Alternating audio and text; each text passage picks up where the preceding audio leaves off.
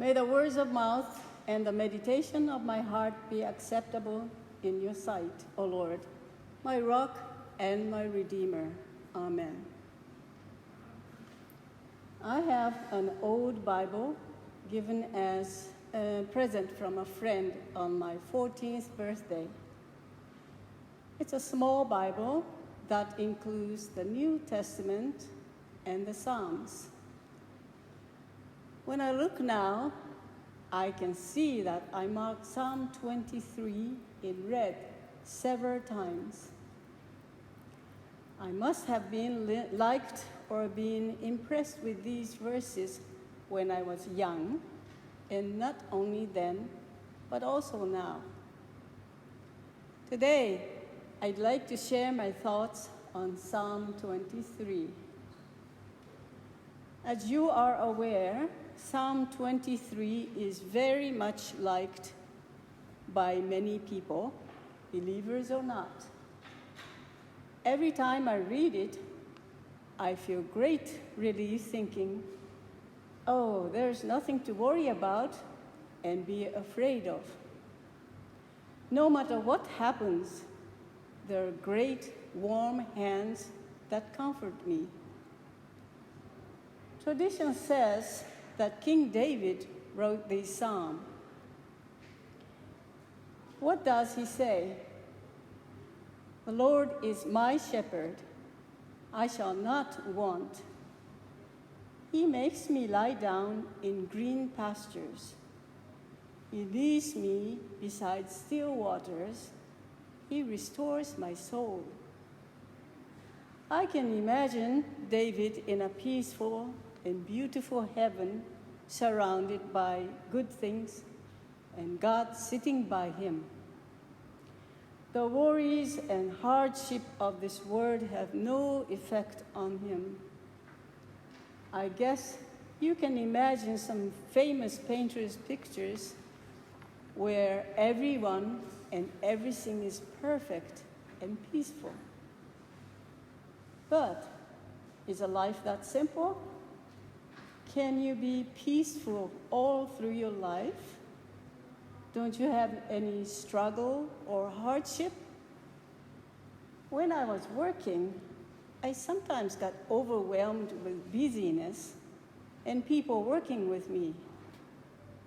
I remember my mind was often racing with anger and negative thoughts.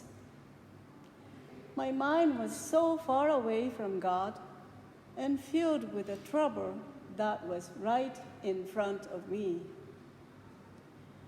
When I was in such trouble, even if it was very small compared to David's, I often visited this church. The pastor's door was always open. I came to spill out my mind to the pastor. But just by seeing him and by sitting in the chapel quietly, I thought of this psalm's words. All the bad things I wanted to tell him about were gone, and I didn't feel the need to say any more. I was refreshed and could return to my life. But there are times I don't, and I cannot feel like that at all. I was refreshed and returned to my life. But there are times I don't, and I cannot feel like that at all. There's one incident I remember vividly. I was living in a college dorm many decades ago. Evacuation training was held there each year. I was thinking, oh well, as soon as I hear the emergency bell ring, I'll just go down the stairs and outside. That's it. We aren't given any other instructions or information. Now, the emergency alarm bell rings. I go out of my room. The hallway and stairs are dark, All the lights are out. I can see a little bit because of the lights from outside. Then suddenly smoke appears. I am descending the stairs. I freeze. I cannot move my legs. My shoulders and back turn like a hard rock. I cannot think anything but am paralyzed. This happened for a very short time, not more than 5 seconds. Later, I found out that smoke bombs were set off without warning the dorm students. But why did I get paralyzed? Why was I so scared? Was I afraid of something? This short incident made me think how weak, fragile, and untrusting I was when something unexpected happened to me. When I was very young, I wasn't a person who easily gets scared or frightened, but usually was indifferent to things happening around me. So this memory embedded in me and bothered me every now and then. I would ask myself, am I such an unbelieving and untrusting person? If I trust God, there should be nothing to fear. Why can't I trust God just like David in Psalm 23? David says, "Even though I walk through the valley of the shadow of death, I will fear no evil, for you are with me." Trusting God was, is, and will be a challenge for me. Not always, but I sometimes go back to that challenge. Every time I bump into hardship and difficulties, some of my own, some of others, like my family and friends, and some the world around me, this question sneaks into my brain and bothers me like a bone stuck in my throat. Sometimes I don't even have any specific problems, but I fail to have faith in God. I'm sure that David's problem must have been far greater than mine. Yet, he didn't try to sneak away, but always went back to God to seek comfort and peace. How could he be so faithful and completely trusting in God all the time?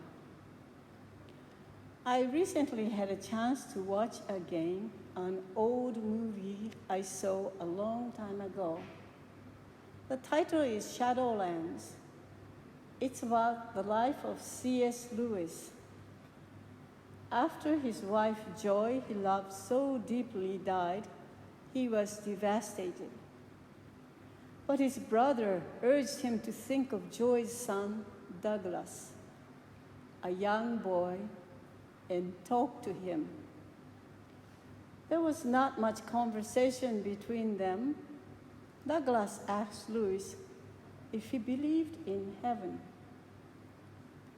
He said yes softly, and asked the same of the boy. Douglas told him,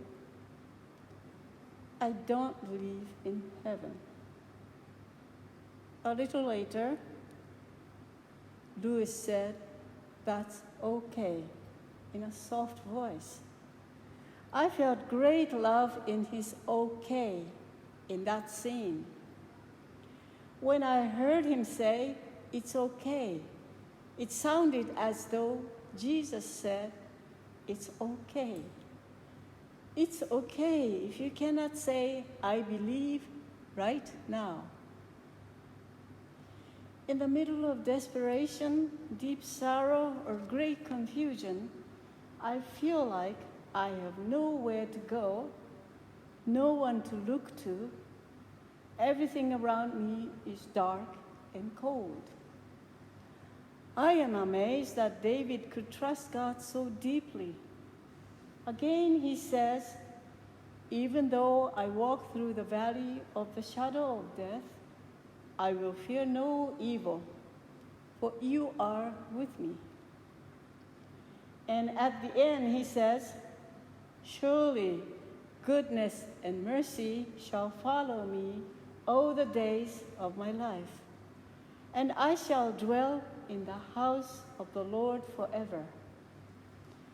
He is very confident that God is his shepherd, not a hired shepherd, but the shepherd who owns and cares for each one of his flocks and each sheep. I think David must have been very confident that God had trust in him. He said, God is my shepherd, not our or your, but mine. That must be why David could be so sure that he had nothing to worry about.